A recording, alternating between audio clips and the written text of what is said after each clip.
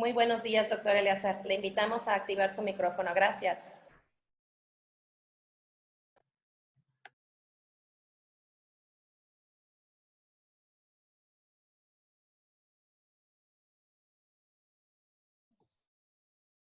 Ahora sí, ya pude. Una disculpa a todos por esta interrupción tan abrupta, pero también hace ver que el FEL es, como decía yo, un evento insignia. Si no, nadie se preocuparía por un evento que no tiene importancia. Y en ese sentido, estaba yo con que era un espacio, ¿no?, de actualización y de intercambio de conocimientos en el área de enseñanza-aprendizaje. Y también permite la colaboración entre instituciones. Y en ese sentido, en el marco del FEL, nació la Red de Cuerpos Académicos en Lenguas Extranjeras, el RECALE, ¿no? Esto implica un trabajo colaborativo de diversas universidades. Es la primera vez que se realiza de esta forma, en línea, y bueno, ya vimos que estamos sujetos a imponderables, ¿no? En este caso, yo creo que aprenderemos para futuros encuentros. Es la primera vez que se realiza en esta modalidad, ¿no?, apegándonos a las normas. Quiero reconocer la tenacidad con la cual han trabajado, en particular John Heffington y su equipo, todo el equipo, prácticamente toda la academia de lengua inglesa, del departamento, porque a pesar de que la mayor parte de los eventos de la universidad se cancelaron, ella se mantuvo con la tenacidad que la caracteriza para realizar este evento. Desgraciadamente, pues ocurren estas cuestiones, ¿no?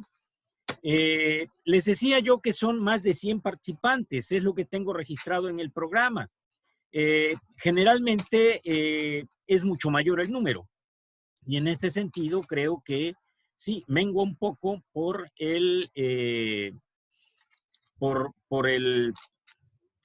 no es presencial. Regularmente se hacía en la Riviera Maya, en donde pues es lugares paradisíacos, ¿no?, que tenemos con los que contamos aquí en la parte centro-norte del estado. Pero bueno,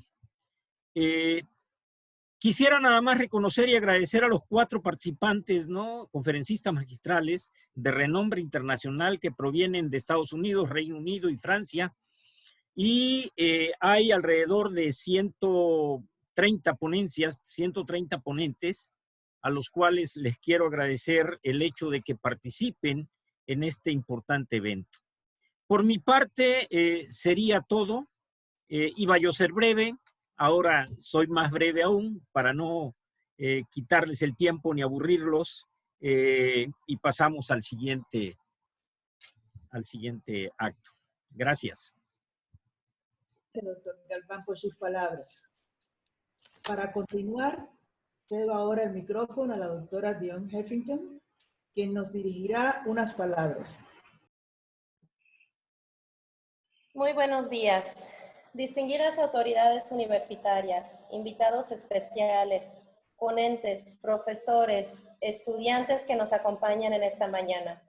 El Departamento de Lengua y Educación de la División de Ciencias Políticas y Humanidades y particularmente el comité organizador del XVI Foro de Estudios en Lenguas Internacional les damos la más cordial bienvenida a este importante evento académico que se inicia hoy 7 de octubre. Es importante recalcar que este foro tiene una gran trayectoria académica. En el año 2020 celebramos la 15ª edición y los 15 años del FEL. Se dice fácil, pero los integrantes del comité organizador, y como ustedes también han evidenciado hoy, no es fácil. Es una enorme responsabilidad, un gran trabajo y mucho compromiso por parte del comité. Cada año la realización del FEL tiene sus retos. Este año enfrentamos ya no 2 grandes desafíos, ahora son 3. la pandemia global que cada uno de nosotros continúa viviendo en nuestras ciudades, estados y países de origen. Un reto adicional y propicio de nuestra ubicación geográfica, los huracanes. Y finalmente un tercero, la Internet. Agradezco infinitamente a cada uno de los integrantes del comité organizador, estudiantes que forman parte del staff, profesores que participan como administradores en las diversas sesiones y por supuesto el apoyo de nuestras autoridades académicas y administrativas en esta gran encomienda. Queríamos celebrar nuestros 15 años de manera especial y lo estamos haciendo. Nuestra primera edición del FEL en línea. Muchas gracias a todos ustedes por su apoyo. Como saben, el FEL se caracteriza por ser un espacio de actualización e intercambios de ideas. En esta edición, contamos con la participación de 4 conferencistas magistrales de renombre internacional en el ámbito de la enseñanza de lenguas. La doctora Christina Gknonou, proveniente de la Universidad de Essex en el Reino Unido, el doctor Próspero García de Rutgers University, Estados Unidos, la doctora Valentina Wapnarski del Centro Nacional para la Investigación Científica de Francia, la doctora Mary Schleppergrell de la University of Michigan, Estados Unidos. De igual manera, contamos con la participación de especialistas adscritos a instituciones de educación básica, media superior y superior, mismos que participarán impartiendo 113 ponencias, talleres y sesiones de póster que corresponden a los diferentes ejes temáticos del evento, que incluyen metodología en la enseñanza de lenguas, tecnología educativa, formación de profesores, lengua y cultura, entre otros. A todos ellos nuestro mayor reconocimiento, pues sin su valiosa aportación en este evento, no tendríamos la magnitud y la trascendencia que se aspira. Me complace informarles que hasta el momento contamos con la participación de 351 participantes registrados provenientes de 52 instituciones educativas. Entre estas hay 8 escuelas de educación básica y media superior, públicas y privadas, locales y nacionales, 6 instituciones educativas y universidades del extranjero, un centro de idiomas y 37 universidades, institutos tecnológicos y escuelas normales públicas y privadas. Finalmente, quisiera tomar unos minutos para hablarles sobre la diferente dinámica que tenemos ahora de participación en las sesiones del FEL. Sabemos que las circunstancias y los contextos de nuestros participantes son muy variados. Por ende, nos hemos esforzado en mantener un balance entre las sesiones asincrónicas que le permiten disfrutar de las presentaciones en la comodidad de su hogar y o espacio de trabajo y durante los horarios a los cuales ustedes tengan mejor conectividad y disponibilidad. Y también entre sesiones sincrónicas, porque queremos precisamente propiciar espacios de discusión e interacción que son característicos de nuestro tradicional foro. De esta manera, tenemos entre las sesiones sincrónicas en vivo 4 conferencias magistrales, 9 talleres y 24 sesiones de encuentros con conferencistas, que están distribuidos en 6 bloques de 4 sesiones simultáneas en cada una. Todas ellas se les enviará nuevamente el programa con los vínculos a las reuniones privadas por Zoom. Las sesiones asincrónicas consisten de la videograbación de 104 ponencias, mesas redondas y pósteres. Estas grabaciones ya están disponibles y organizadas conforme a la fecha y hora programada del evento y pueden localizarlos en nuestro canal oficial de YouTube. El programa del evento incluye también un número especial preparado por el comité organizador en coordinación con la Dirección General de Bienestar Estudiantil de la Universidad de Quintana Roo, el Comité del 122 aniversario y del Instituto de la Cultura y de las Artes, así como la participación de varios talentos locales y de la región, incluyendo Libby López y Manuel Vivas, José Ignacio López U, el grupo coro instrumental Éxodo, Eli Combo, Supertrack, Ronnie Rosado y Leo Ross. Muchísimas gracias por deleitarnos con su talento musical y artístico. Finalizo mi intervención agradeciendo a nuestros conferencistas, quienes dedicaron un tiempo y esfuerzo adicional a la grabación de su presentación, y a todos ustedes, profesores y estudiantes que participan como asistentes al XVI Foro de Estudios en Lenguas Internacional, un agradecimiento muy especial por confiar en nosotros y ser partícipes de este magno evento. Muchas gracias. Muchas gracias, doctora Heffington, por sus palabras. Finalmente, para cerrar con broche de oro, le pedimos a la doctora Karina Amador Soriano, secretaria general de la Universidad de Quintana Roo, que nos dirija unas palabras y realice la inauguración formal del evento. Gracias. Buenos días a todos. Antes que nada, quisiera empezar diciendo, doctora Dion, que no tiene de nada de qué disculparse. Estoy segura que usted no quería que esto pasara. Esto fue un accidente que no debemos ni que usted permita que esto empañe todos los meses de organización que tiene este evento. Entonces, desde aquí mi reconocimiento, esto es un accidente, fue un accidente, es aprendizaje y como tal debemos de tomarlo y avanzar. Entonces, no hay nada de qué disculpar porque usted no quería que esto pasara. Y adelante, creo que tiene un gran equipo por detrás, cuenta con mi apoyo y repito, esto es aprendizaje y no dejemos que eso que pasó empañe todo el trabajo que está por delante. Bueno, pues muchas gracias por invitarme, gracias a la doctora Dion, a su gran equipo. Desde enero que yo entré a la Secretaría General, me consta que la doctora Dion estuvo muy pendiente de iniciar o continuar los trabajos. En algún momento el evento estaba programado para que fuera en la Riviera Maya, por las mismas cuestiones de la pandemia no fue posible, pero efectivamente ella no desistió en seguir adelante. Me parece que este es un gran evento, llegar a estos 16 años, se dice fácil, pero hoy en día sabemos los que trabajamos en la universidad que mantener un evento siempre cuesta mucho, carga uno sobre la espalda, la responsabilidad de los invitados, de los participantes, toda la parte de la logística, ¿no? Y ahora, por supuesto, ahora con esta modalidad, pues me parece que el trabajo se duplica, porque tenemos que estar pendientes de cada uno de los detalles. Entonces, mi reconocimiento a la división, mi reconocimiento al departamento y mi reconocimiento a todo su equipo, doctora Dion, a todos los que están detrás, los que estuvieron trabajando en estos días en verificar los últimos detalles, las constancias. Doy la bienvenida a todos los que nos acompañan de otros países, de otros estados. Qué gusto que estén participando.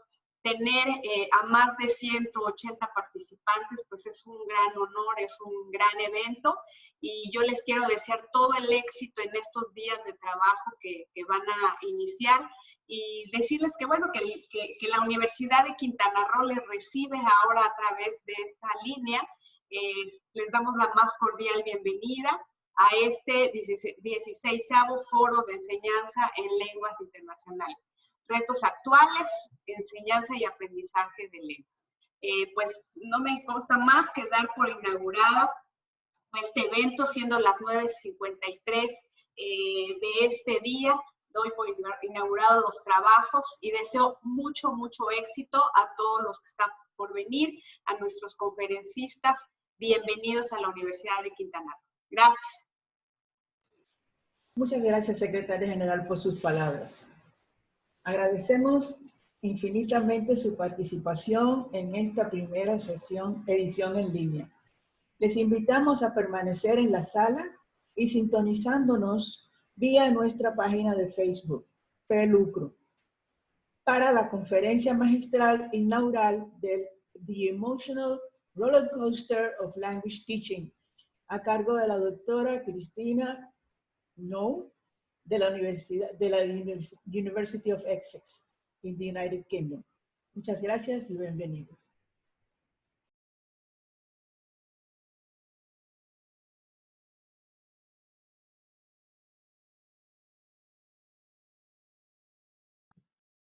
Muchas gracias. Vamos a dar nada más unos minutitos en lo que la doctora Cristina nos empieza a compartir su pantalla. Christina, feel free to go ahead and share your screen. We're ready to start whenever you are. Thank you so much. Magnolia, te cedo palabra. Gracias. Thank you.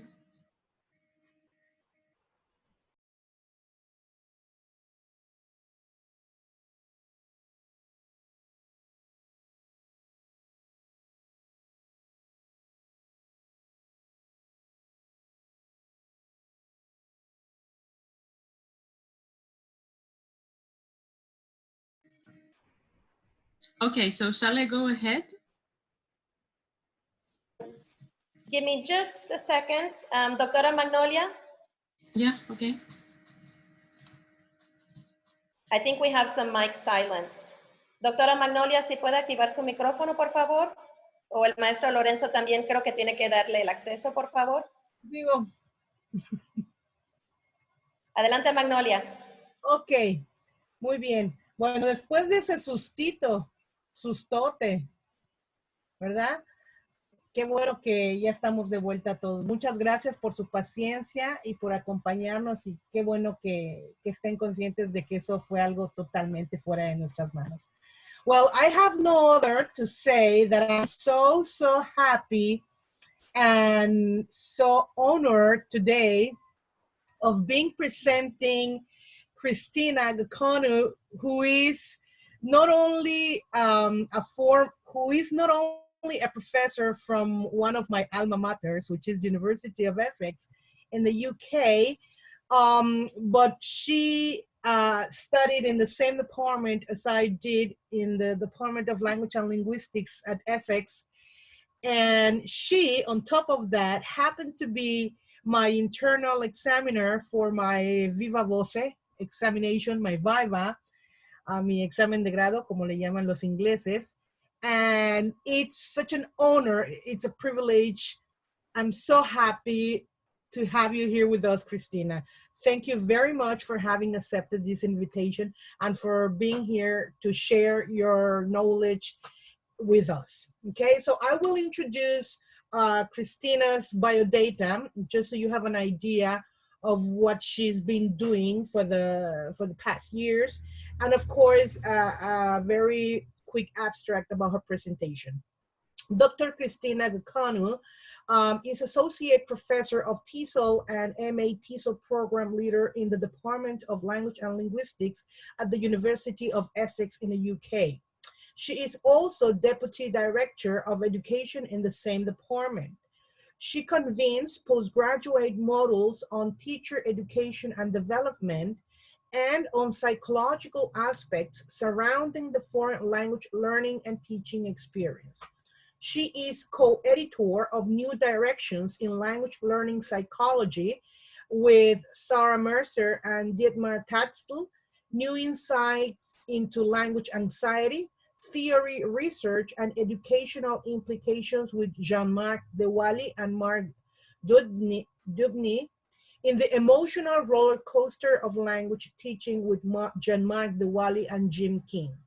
She is also co-author of MYE, Managing Your Emotions Questionnaire with Rebecca L. Oxford, and has published a number of research articles in international peer-reviewed journals. She is currently co-authoring a book with Kate Burton for Cambridge University Press on the Flourishing School, Cultivating Well-Being for Teachers and Leaders, which will be out in spring 2021.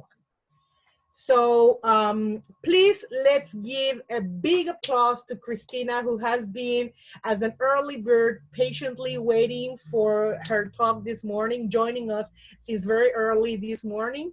And we're here all ready to listen to you. Thank you very much, Christina, and welcome. And welcome, I give you the floor now.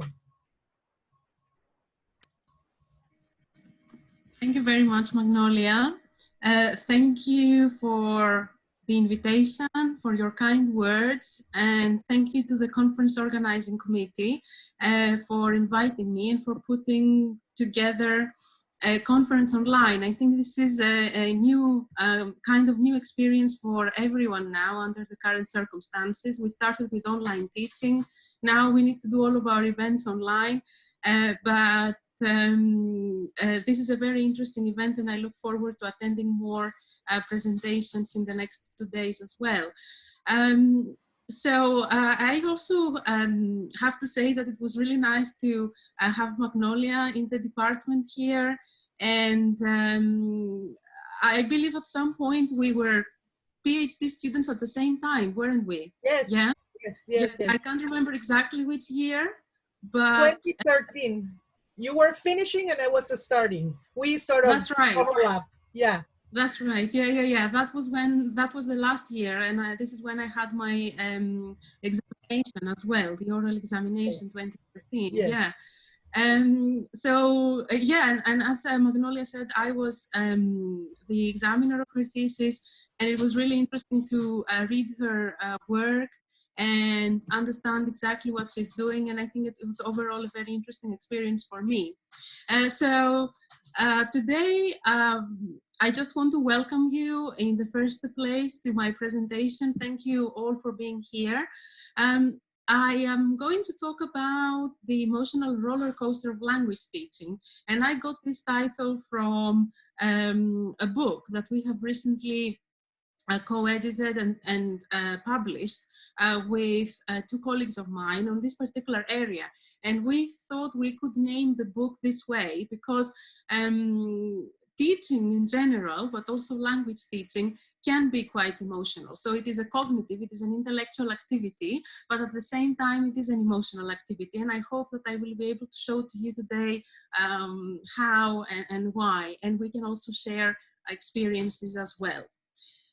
So I start with the presentation outline. Oh, it's a little weird, but this is the right order, okay? I will talk a little bit about language teacher emotions and teacher self-reflection and critical incidents. When teachers reflect on their past experience or experiences or past teaching, what exactly happens there, and how much of what they say refers to critical incidents, to moments of their practice, of their past practice, that were quite emotional for different reasons. I will also briefly describe a small-scale study that I did with one of my colleagues, and some data that actually come from this study. We collected lots of stories from the teachers, and these were all part of interviews. And it's difficult to put all of these exciting stories in a presentation, but I hope that I have selected those excerpts or those teacher quotes that are catchy and can give us ideas about how teachers feel. And I will also present some of my reflections, but the findings and of the study and the discussion, or my own thoughts on those findings, is actually divided into two main parts. That on the one hand, teachers experienced emotional turmoil, lots of dilemmas, lots of ethical dilemmas about what to do, how to react to classroom situations, or how to work as best as they could with their students. And on the other hand, they also experienced emotional victories through these emotional hurdles. So in a way, they managed to turn a negative situation into something positive. Right. So I will start with how Underhill defines teacher expertise. I think that most people, including myself, when I listen to the word expertise, I am thinking of someone or a team of people who know their subject very, very well. So they are expert in this area, it's their specialist area, and that is why they know it quite well. But very interestingly, Underhill doesn't just list knowledge of the subject matter or the topic under teacher expertise, but he includes two other areas as well. He talks about classroom methods and classroom management, being skillful in this particular area or knowing how to manage the classroom. But quite interestingly for me, he has also included in his definition this knowledge of classroom psychology, being competent with interpersonal and intrapersonal relationships in the classroom, and knowing ourselves as teachers, knowing our students, or getting to understand or to learn our students better, and understand how students also interact with each other. So this classroom psychology idea includes different people. It includes the teacher and each individual student, and a number of different psychological factors that play a role in classroom language learning and language teaching. So classroom psychology is one important component of teacher expertise. Okay, So I know that there have been lots of messages in the chat box, which I haven't read yet because I am talking, but I have a task here for you, so we can use the chat box again. Right. So I have included a statement here. Teachers engage emotionally with what is taking place in class.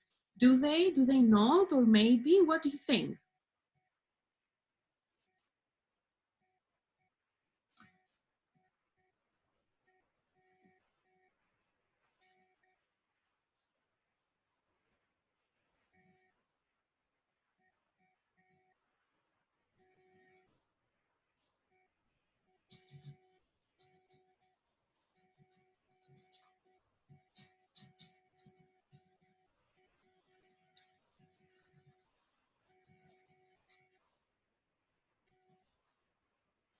Okay. I see that the vast majority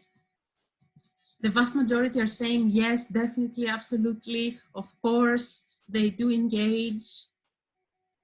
It is not possible to put that aside. Yeah, it is not possible to, and it is not easy, I think, to put emotions aside.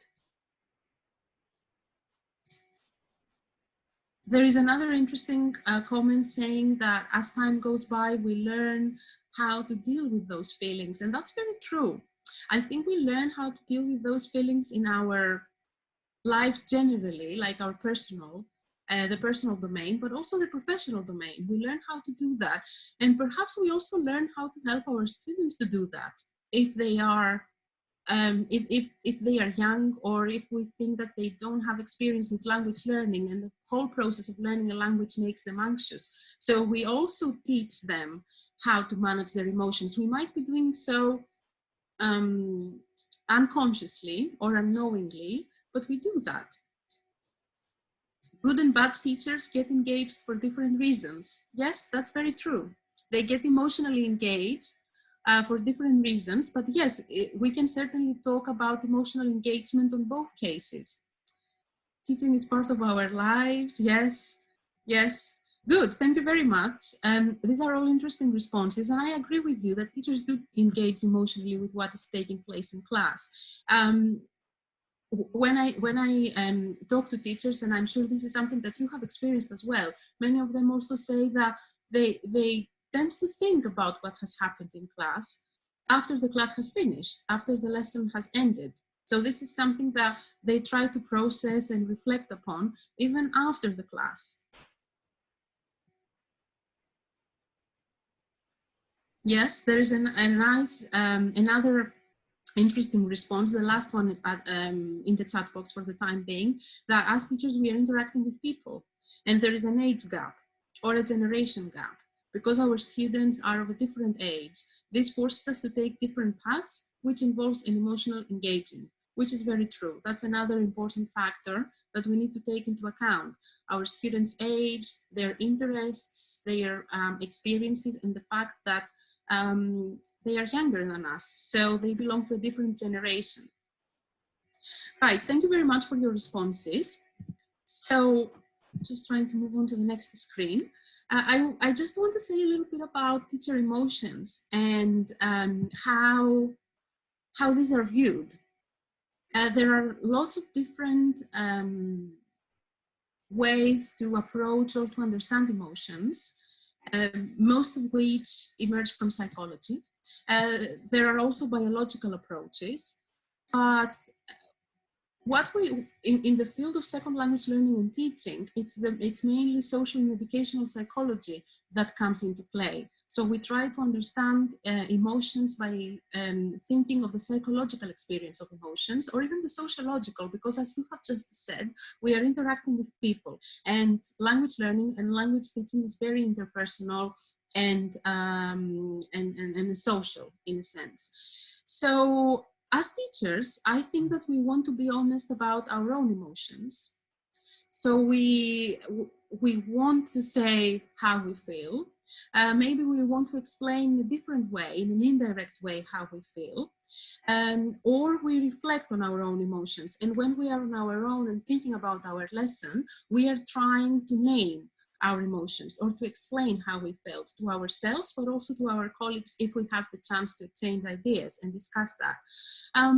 But the thing is that we are functioning in an environment, we are functioning in an educational environment, educational setting, in which there are some rules. And as is the case with our everyday life, we behave or we exhibit and show our emotions by having these emotional rules in our mind. And school cultures actually construct these emotional rules. And by this we mean that because we are working in an educational institution, in any kind of institution really, in any level of education, we are expected to behave in a certain way. So sometimes as teachers in the classroom, we might be feeling emotion A, but we are actually showing emotion B. And we are doing this for a number of different reasons. And this process is called emotion labor or emotional labor.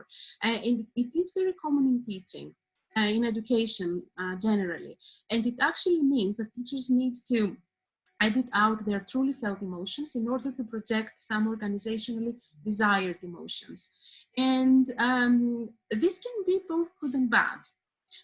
Early research has actually shown, I'm moving to the next screen and I will go back to the picture of that lady in a minute.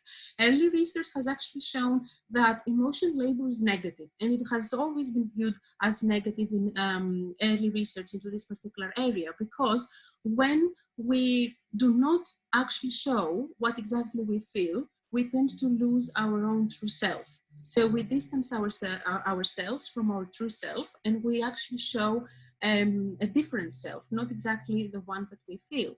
But more recent research, which is influenced by the fact that teachers function in a social environment, has actually shown that emotion labor is not that bad. It is actually good at some point, or to a certain extent, and there are cases when it is necessary. So when emotion labor is seen as positive, and when teachers use emotional labor, they do so willingly, and they do so not just for themselves, in order to show that they can manage their emotions, or because they know that they are experiencing a really negative emotion and they don't want to show it, but they are also doing it for the benefit of their students. And just to give you an example to make this clearer, let's say that in our classroom we have a student who fails to submit their homework on time in every class. So they do not submit their homework, and we think that they are behind. And actually, yes, if they are not doing their homework, they will be behind other students who are diligent and are doing their homework. They will have practiced more. So the first time that this happens, we might not want to tell the student off, because we might think that there was really a problem that did not enable the student to complete the homework and submit it to us. If this happens, if this persists, and we see that the student is doing the same thing across a series of lessons, we might think that it is necessary to show to the student that what they are doing is not good, that what they are doing is not going to help him to improve. In which case, we might want to show an emotion that can be classed as mainly negative. For instance, we might want to show that we are disappointed, or maybe slightly angry with their behavior. But we are not doing that in order to make the student feel bad, but we are doing that because we are thinking of the student's benefit or the student's own good, that if they carry on with this behavior, they will not be able to improve. So there are cases such as this one, the example I have just given, in which emotion labor is necessary. And I like the photo here, that's the previous slide, which I skipped earlier, which shows this particular lady, and we see two different faces. So do you have any ideas of how we can interpret this photo?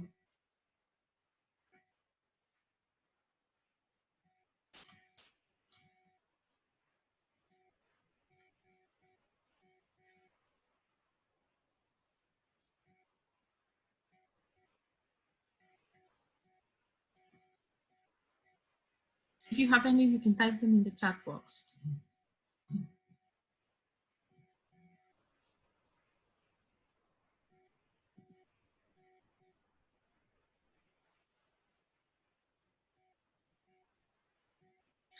if you, yeah, I'll probably, yeah, I will repeat the question again. Okay, there was an issue with the sound. Okay, so in looking at this photo, what is your first reaction, to put it very simply?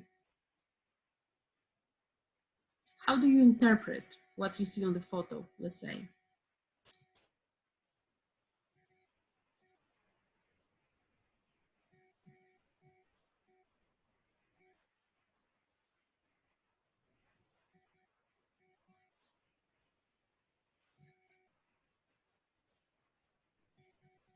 There are lots of interesting responses in the chat. So some of the feelings we have in the classroom, that there is a conflict inside and outside. That was my first interpretation as well when I saw it, actually. Feelings, opposite emotions, yeah. Similar to the previous response on conflict. There are two emotional personalities. Yes, true. How I feel versus how I want to be perceived. Yeah. Point conflict as well, problem solution. We can have different reactions, contradictory emotions. True. Feeling one way and not showing how one really feels to others. Yeah.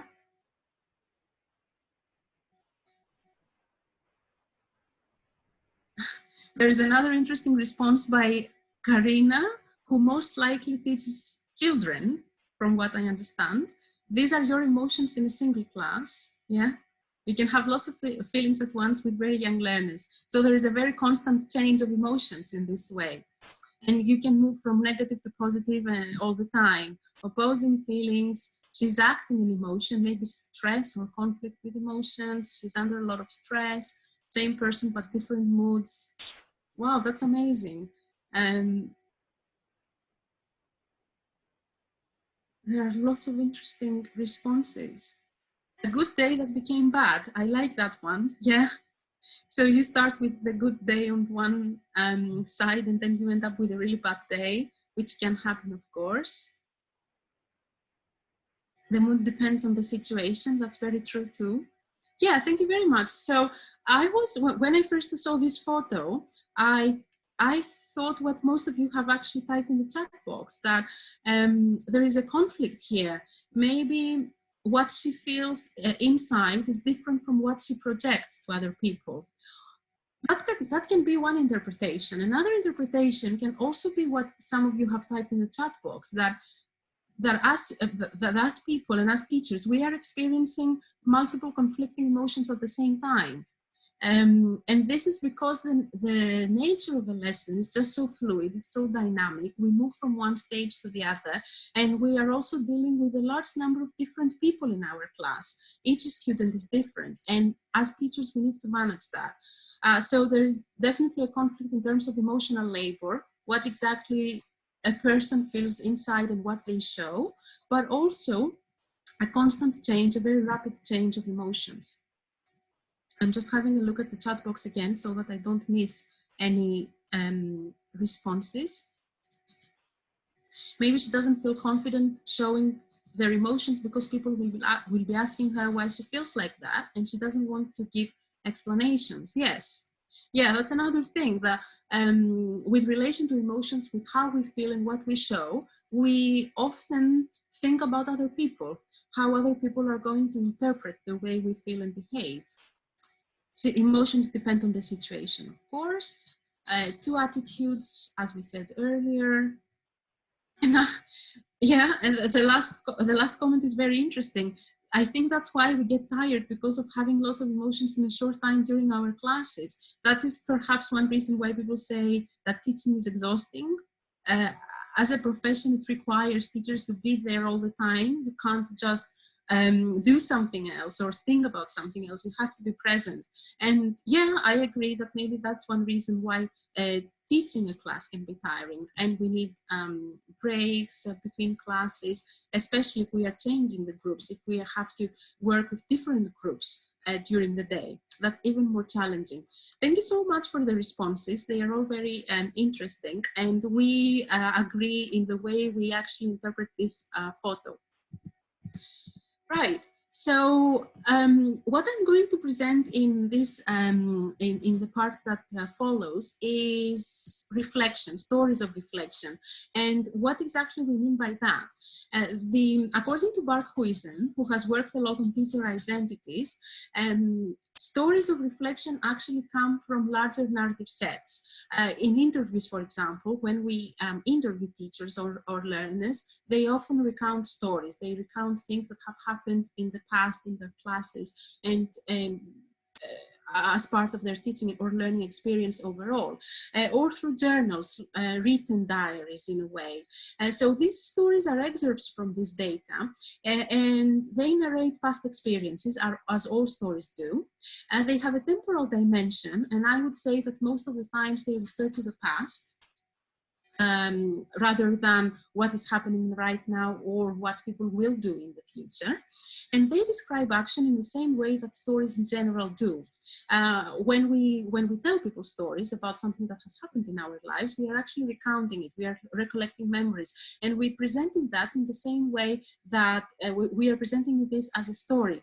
And the same happens when we are researching, when we are collecting data from people in writing or through interviews. People tend to tell stories, and these stories are very useful for themselves to understand their practice better, but they are also very useful for those of us that are doing research in order to understand practice much better, and in order to also understand what other kind of research we need to do.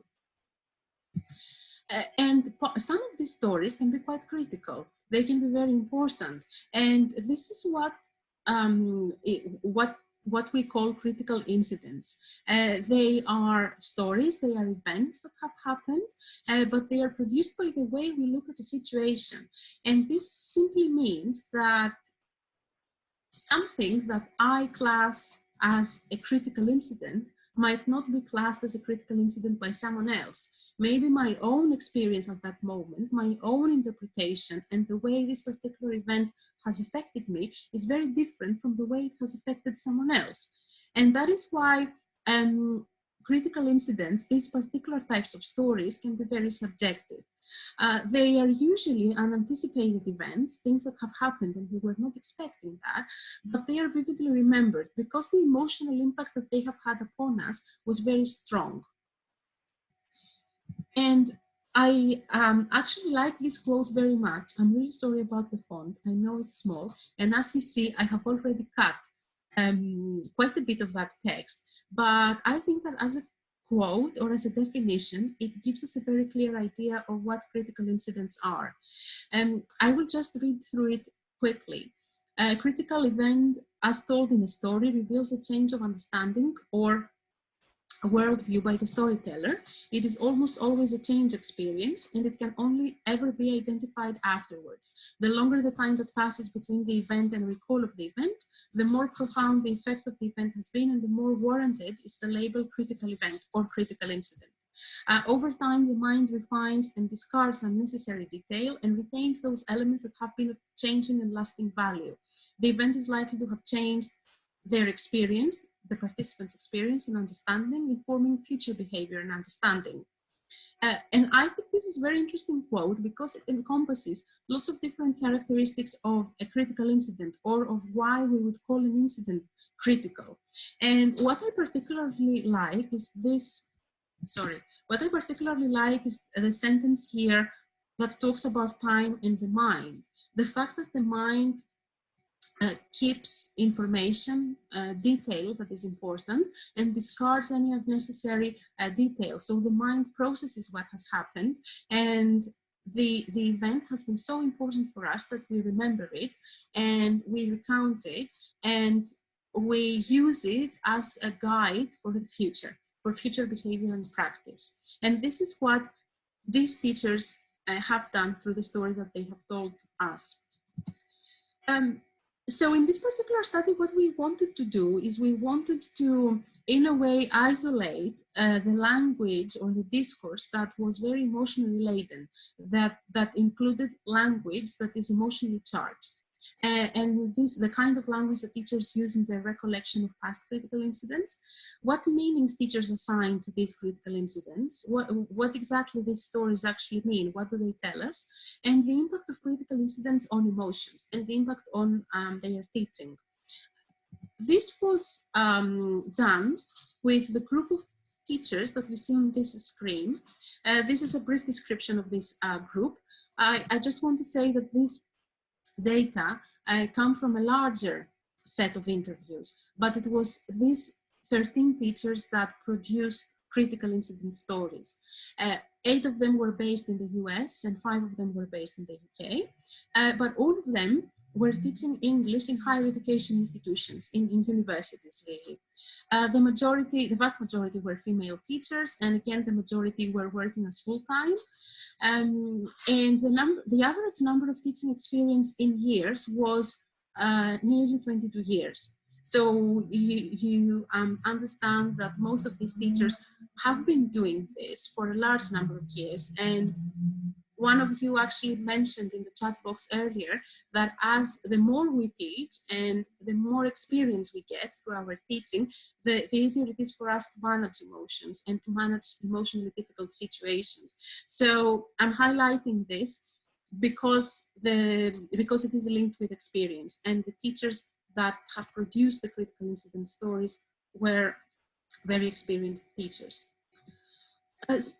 What is interesting is that originally we were not intending to ask teachers questions that focus on critical incidents as such. We didn't ask them questions about really difficult moments that they have experienced or emotionally charged events and so on. We created an interview protocol which included sort of general questions, and you see some of the points that we focused on the screen. We asked them what their responsibilities were and what aspects of their job they enjoyed the most and the least. We asked them to name emotions, if they could, that they experienced while they were teaching. We asked them to explain to us whether it was easy or difficult to manage their emotions and how they manage their emotions. And then we also had some additional questions on stress, what stresses them at work, how autonomous they think they are as teachers, or whether they are constrained by other people making decisions for them, and what advice they would give to younger or newly qualified teachers with relation to emotion management. And it was through these questions actually that 13 out of these 35 teachers produced critical incident stories. That is why the critical incident stories were all unsolicited. And we also wanted to have a very clear idea of why we would classify a story as a critical incident, and we decided to stick to these 4 structural features according to the bibliography that we had consulted. All critical incidents should have referred to a past event. They should have incorporated emotionally charged language. You will see in a while what I mean by this. All of them should have been treated as a significant turning point, so it has changed. They should have changed the way teachers view their practice. They view their own profession, their identity as their professional identity as teachers as well. And all of them should have indications that the teachers evaluated what happened, or they tried to explain what happened in terms of the impact that this critical incident story had on their experience and on their teaching as well. And the first point, the first thing that we actually looked at, was emotionally charged discourse, words or phrases that teachers used in their interviews while talking with us, that show emotions, that show any kind of emotion. So I have listed here the ones that appear at least 2 times in the data set, and in brackets you see the frequency of occurrence, the number of times that each word has appeared in the data.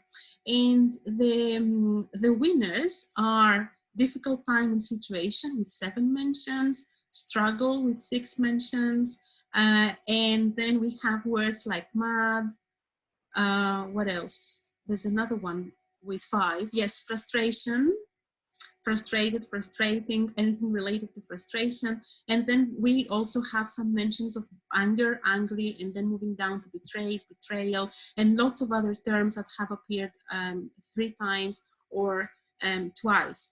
And we also have a longer list as well of other words that have appeared once, but I have included here the most frequent ones.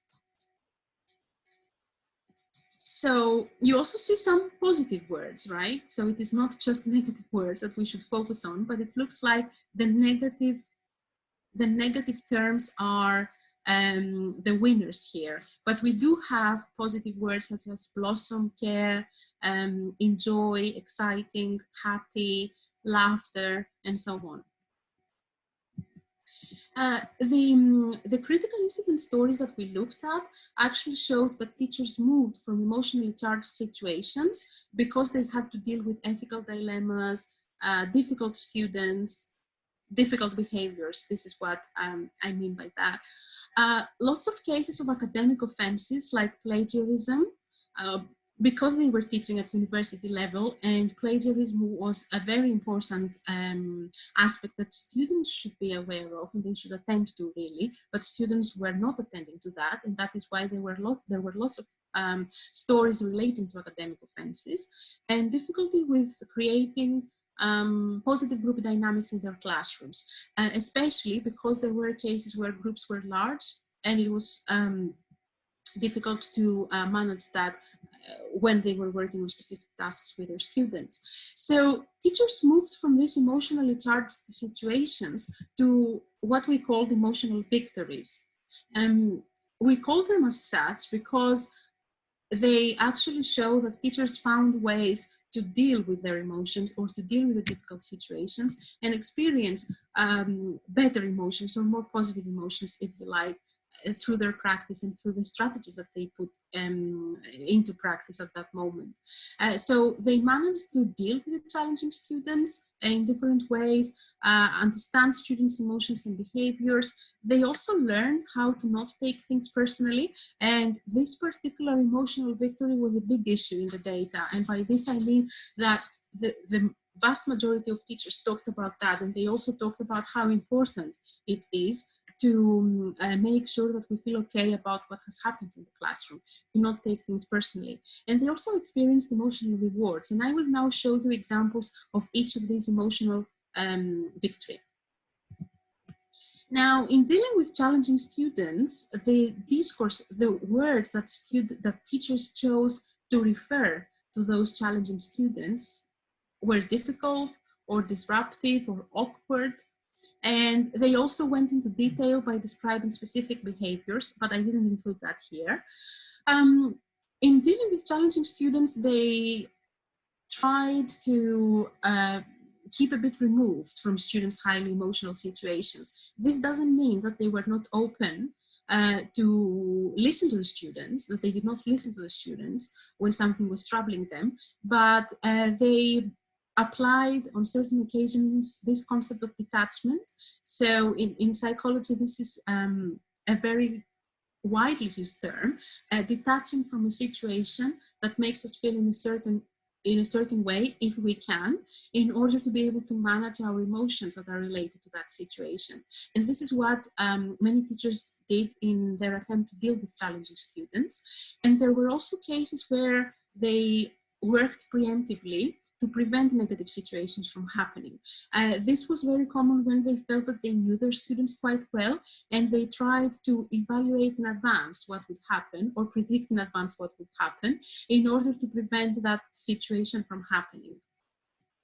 With relation to understanding students' emotions and behaviors, I have included some quotes here which I thought were powerful.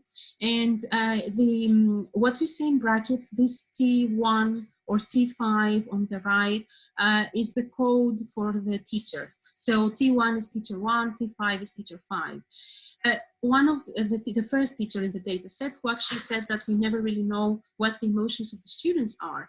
And that can be quite hard. It is related to what we said earlier about emotional labor, that they might be feeling, that they might be truly feeling emotion A, but they are actually showing emotion B. So students are using emotion labor as well.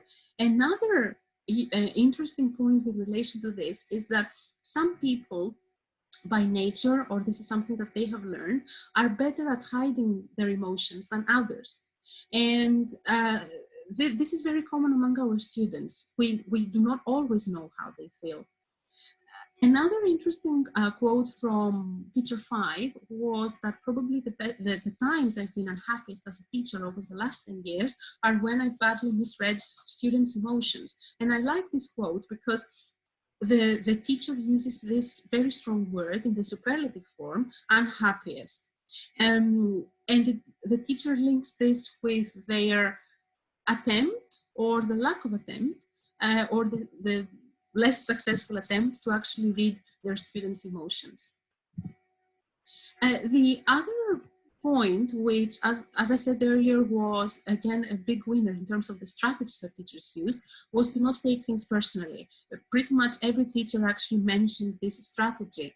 And it was interesting, again, to look at the way teachers described those situations, like a personal attack or a betrayal. And betrayal, the word betrayal appeared in the data 4 or 5 times actually, and this means that quite a few teachers actually used it.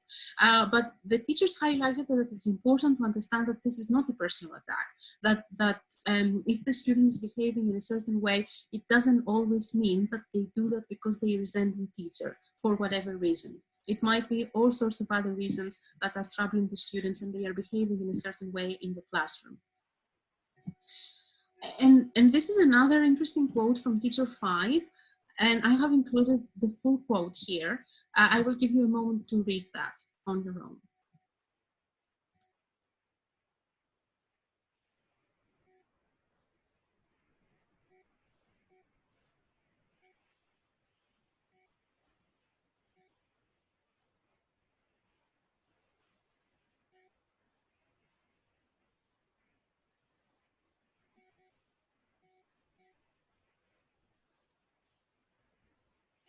So through this quote, we actually see how the teacher interpreted it, or how the teacher felt when it happened, and how they actually think about or evaluate this event now, or at the time of the interview, when we interviewed this teacher.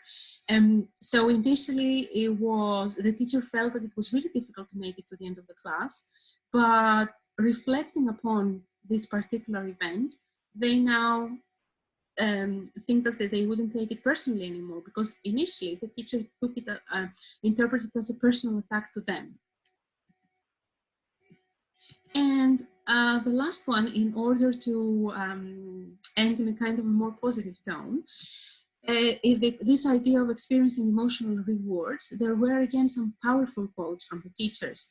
I learned so much from my students, that was so exciting for me. And the quote on the right, teacher 4, who actually talked about two specific female students that they were getting on very well, and who actually said that her encounter with those two ladies made the teacher feel like, I'm such a richer person for knowing them. So this is again a good example of our interactions with students, of all those critical incidents, which help us to improve as professionals, but they may also help us to be better people, or to become better people.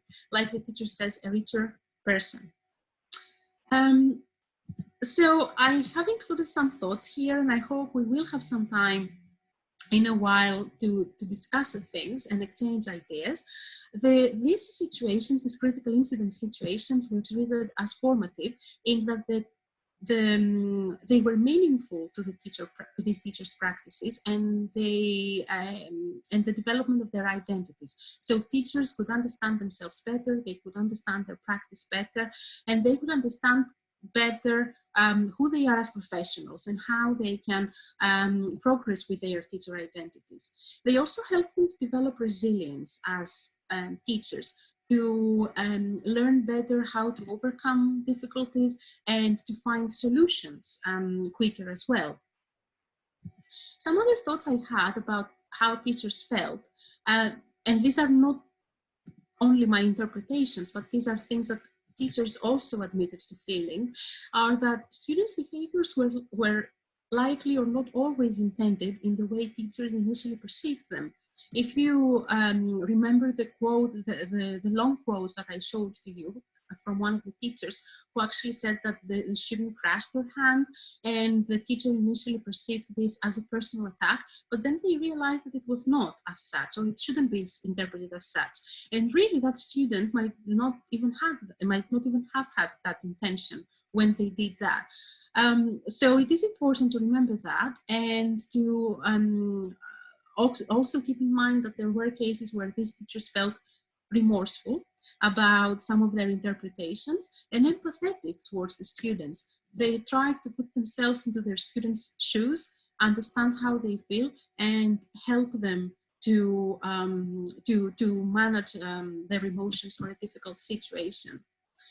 And the last main point is that this process of gaining emotional rewards or moving from emotionally difficult situations to emotional rewards takes time. So it didn't happen from one lesson to the next, but it really took time for those teachers to actually reach that stage where they felt that they gained, that they learned things about emotion management and their practice. Gaining emotional rewards also emerged from moments of hardship, from difficult moments. At least this is how teachers classed them. It required hard work with their own teaching selves, trying to think about things, trying to rethink the situation, reevaluate it, and so on, and required carefully thought out changes in lesson preparation and classroom practice. These are some of my thoughts, of my reflections from the data, and as I said at the beginning, I couldn't present all the quotes and all the data, all the critical incident stories here, but I, in a way, tried to include here those points that can give us some food for thought about lesson preparation, practice, teacher identities, and teacher emotion management. So to conclude, and thank you for staying and listening until the end of the talk. It is worth remembering that teacher emotions are in a state of flux, so they are never stable, they are dynamic, and they change within the same lesson, which can be very exhausting, as we said earlier. They can change across lessons or even throughout one's career. And if you think about yourselves, when you first started teaching, how you felt back then, and how you feel now, you will probably feel that there is a vast difference in the way you feel, or in the way you do things, or you manage things. And this is an important point to keep in mind. And the last point is that recounting critical incidents led to understanding themselves, led those teachers to better understand themselves, their practices, and also their students. So it was not just for themselves, as people and as teachers, for themselves and their practices, but also help them to better understand who their students are, what they need, and how best they could help them to learn and become and improve in their skills and everything. So this is, as I said earlier, the title of the presentation is inspired by the title of our recent book, which has exactly the same name, The Emotional Roller Coaster of Language Teaching. And I hope that through this talk, I have managed to show to you at least a few examples of how teaching can really be an emotional roller coaster, especially now with the current pandemic. We have, as teachers, we have had to deal with so many problems, very rapidly changing circumstances, and I believe that the majority of teachers across the globe are managing very well. Thank you very much. This is my email address in case you want to get in touch with me to send me your reactions, your reflections on the talk, or just to say hi. And also on social media as well. I'm very active there, and I post updates about my, my work quite often. Thank you very much.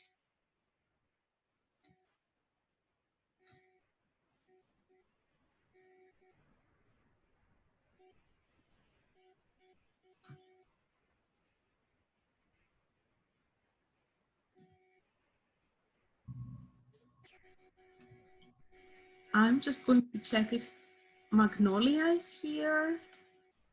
Because I'm not sure. Christina. Thank you. Hi. Sam, are you there? Magnolia? Yes, I'm here. Oh, okay. Oh, hi. Yeah. For some reason, I'm in another, you know, that you have different screens. So, okay. So thank you very much, Christina. It's been a very interesting presentation today. Very interesting to see all these research findings being shared with us. And we're looking forward to hear more and to look at your coming book, definitely. So we now have a few minutes. Thank you, Christina.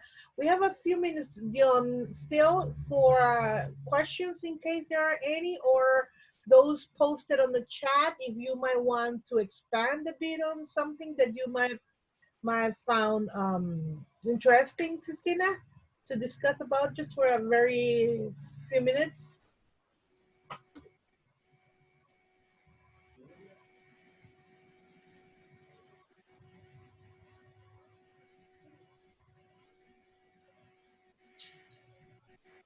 Anyone? ¿Alguien tiene alguna pregunta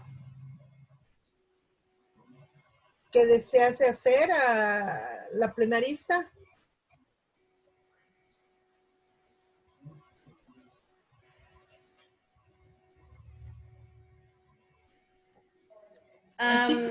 Magnolia, just to let you know that Lorenzo is telling me, our tech support is telling me that if anybody would like to speak, they can either raise their hands or they can ask through the chat. And if you can just ask Lorenzo to activate their microphones, please, okay? Okay, thank you.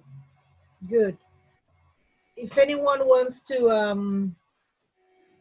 oh, there's Prospero asking there. Yes, there is one question from Prospero about the nature of critical incidents. Can they be anticipated? That's a good point. Not really. Actually, the way teachers presented them showed that they were not expecting them.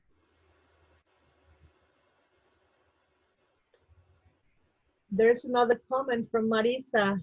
How does emotional load influence the identity, the construction of teacher's identity? In the chat, you can look at them, but that's one Yes. I'm translating for you. How does the emotional charge, the emotional load affect in the construction of teachers' identities? Mm-hmm. Yeah, that's an interesting question too. Just to go back to the previous one about whether critical incidents were anticipated, there were no examples in the data, and I refer to the way the teachers presented them to us. But I think your question is really interesting in that we could go back to those teachers. Actually, it's a little difficult now. I'm not sure if we are able to have access to them because we collected the data back in 2015 or 16, I think. But it would be interesting to ask the teachers those questions, this particular question. The way they talked about that and our discussion following the recollection of a critical event actually showed that they were not anticipated. But maybe in future research, this is a point worth taking into account if we are to interview teachers, in asking them to share with us as researchers stories that were emotionally charged. We can also ask them whether they were anticipating those or not, I guess. Hi, this is Prospero. Thank you, Christina, so much for this brilliant presentation. I really enjoyed your data and your analysis. I was wondering regarding my previous question, sort of like a follow-up, and I was wondering if they could be anticipated somehow, in the sense that sometimes when a situation that has happened to us as teachers in a classroom, for instance, when we were talking about plagiarism, right? Like maybe you have had a student that have plagiarized, and so when you are to look at their next assignment, or the next conversation, or their next essay, maybe you are facing it, there is an emotional charge already there, because maybe, you know, this student has done it once or twice already, and you have already talked to that student or group of students, and so you are already predisposed for this critical incident to happen, right? Like you already, this is not a neutral emotional situation by any means. So that's why I was wondering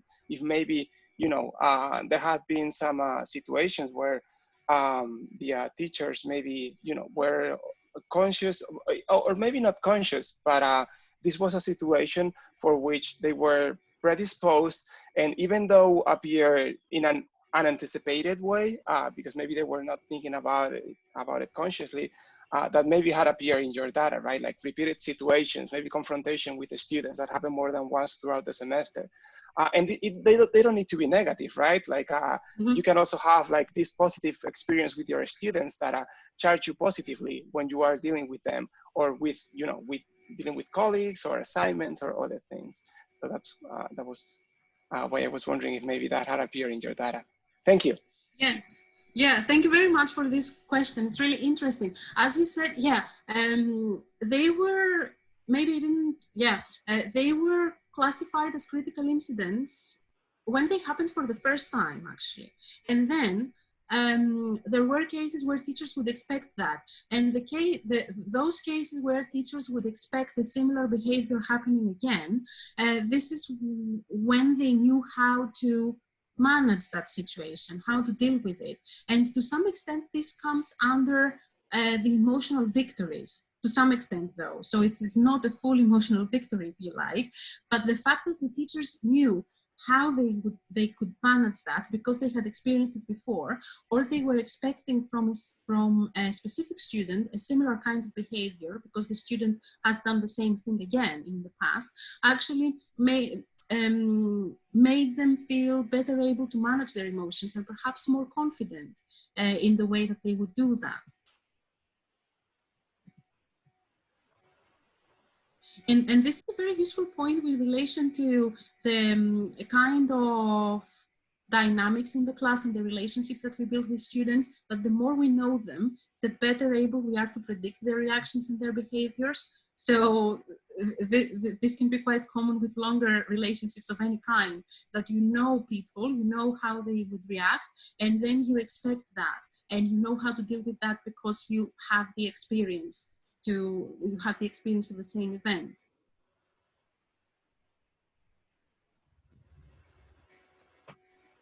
Thanks very much for this question. I will go back to Marisa's question because I think we skipped that. How the emotional charge influences the construction of teacher identity. That's another very interesting question too. And I think in this case,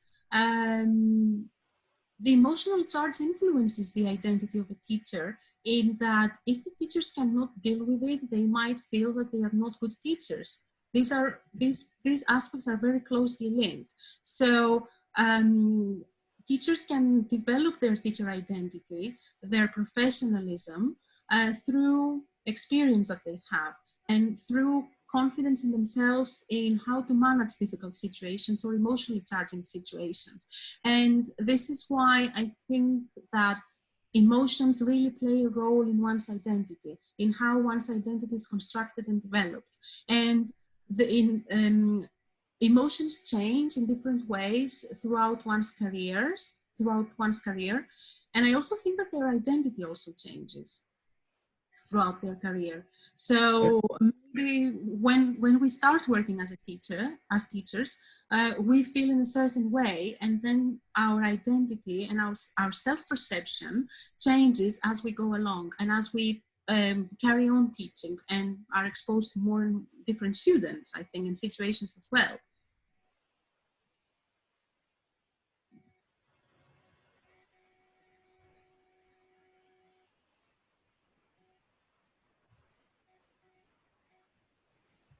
Very good. Thank you. Thank you, Christina. Anybody else has another question for Professor Gknonou? Anyone? Very insightful, Christina. I think emotions, I remember reading that, you know, that Gardner's talks about the multiple intelligence theories, right? He put it forward. But I remember reading that on top of all intelligences, there's one, and that is the emotional intelligence. And I think for us, for teachers, it is our emotions what govern most of what we do. So that would be my personal, how would I say, my personal view, my personal feeling. I think they're so important, the way in which we manage them, I guess. I totally agree. Yeah, very, very relevant aspect of our profession, the emotions. Of course, a roller coaster, indeed. Yeah. Yeah, I totally agree. And thanks for mentioning multiple intelligences, because in this, in Howard Gardner's model, multiple intelligences model, there were two intelligences, the interpersonal and the intrapersonal intelligence that were included in that. So you also had other intelligences like musical, mathematical, spatial, and so on. But interpersonal and intrapersonal intelligence were also included in this original model of multiple intelligences. And this, and then throughout the years, researchers have stuck to these terms, but also introduced new ones, which are linked to emotion management, emotional self-awareness, and emotional self-regulation, such as emotional intelligence or social intelligence, which are really what Gardner had captured back then as interpersonal and intrapersonal intelligence. So they are there, and the fact that we said earlier that we always interact with people because we are teaching and we are in classrooms actually shows how important this interpersonal element is, but also the intrapersonal, because it is very important, I think, to be okay inside, to feel well with what we do and with ourselves, in order to then make other people feel okay about what they do too. And by other people, in this case, I mean our students. They are very closely linked. Very good. Thank you, Christina. Yeah. Thanks very much. Thanks everyone for being here and what the you're presentation. Anybody else? No? Yes? I think that's pretty much. Well, we have no other than to say thank you very much for having enriched us with your talk and all your findings on this recent research. Dion would like to say a few words before you finish. And we're looking forward to keep on following your updates on your research, Christina. Thank you very much. Thank you. Dion? Thank you very much, Christina. A wonderful applause. I know that everybody has their mic silent, so you can't hear those applauses, but in case you do want to applaud for Christina here, which I know everybody wants to do, we have our reactions at the bottom of our Zoom screen. So a huge, huge applause. Thank you so much. It has been delightful to have you with us, and definitely we've enjoyed your presentation very much. So as you know, we are transmitted on Facebook, so I'm sure that this has gotten a lot more. We have 160 people in the room right now, but we know that this has gotten out to a lot more people, and they will continue to see it on our YouTube channel. So I just wanted to also let everybody know who's in the session. I have posted in the chat box the new links and access codes for our next two sessions, which are the two workshops that you can check in your program. They'll start at 12 o'clock.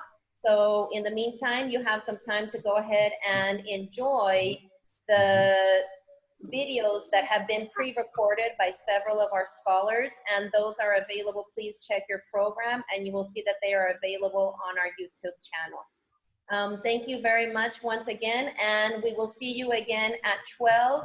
We'll be sending out the links by email, but please know that they are here in the chat as well. Okay, see you soon. Thank you. Thank you very much, Christina. Cheers all the way to the UK. Say hi to the gang of Essex. See you. See you in the other sessions. Thank you very much. Bye-bye. Thank you. Bye. Have a lovely day.